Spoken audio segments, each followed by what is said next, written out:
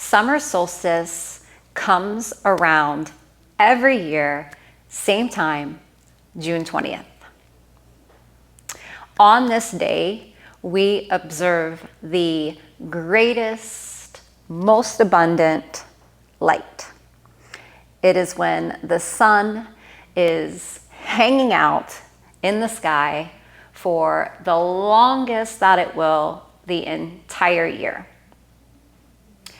Opposite to the summer solstice is the winter solstice.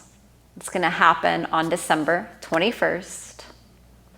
This, again, in opposition to the summer solstice, is when we have the darkest day of the year, the most moon time. So as we move towards summer solstice, you'll find that there is growing light. And with this growing light, there's more abundance abound. There's more vitality. There's more prana. We can see it in nature. The trees are so full. The animals are so energetic. And us, as connected to nature in all ways, are the same. If there's a part of you that gets a little anxious or feels not this way, not solar, not vital, not highly, connected or deeply connected, you might be experiencing the duality of this time, the moon effect, and that's okay too. Honoring both the moon and the sun as part of our nature invites us into greater balance and greater wholeness.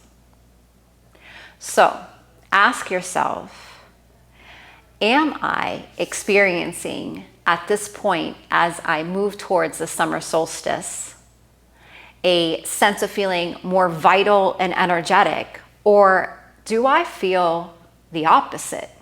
Do I want to sleep more? Do I find myself wanting to stay in and disconnect and be more internal? Just observe, no judgment on whether or not you feel more solar or lunar. It just is. And then there's an invitation that if you do feel highly energetic, highly, vital and wanting to go out there and just do it all, can you observe if there is an opportunity to invite in a little bit more balance or observation of the lunar aspect of time and space showing up in your world? Meaning, can you work in a little bit more balance around taking care of yourself and slowing down, even in the midst of feeling really highly energetic? Maybe. And then on the opposite end of the spectrum, if you find yourself wanting to disconnect and wanting to stay close to yourself and sleep more and all of those things that big moon time energy asks us to do, can you observe that that's happening, but also invite in a little bit more balance by perhaps reaching out to close friends, or perhaps, still allowing yourself to sleep in, but when you sleep in, waking up and stepping outside right away and collecting, the sun on the face and feeling that solar energy, even though internally you feel very lunar. Maybe. All of the work that we do is in an effort to study ourselves on a deeper, always deeper level.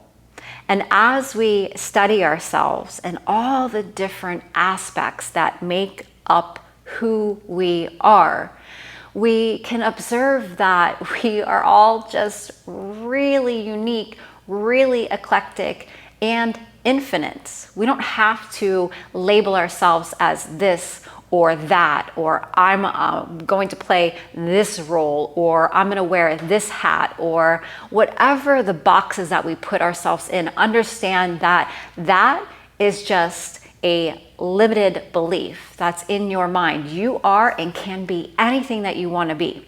It's all about studying yourself and observing. I might feel this way. I might observe myself as being this way, but I also understand that there's an opposite.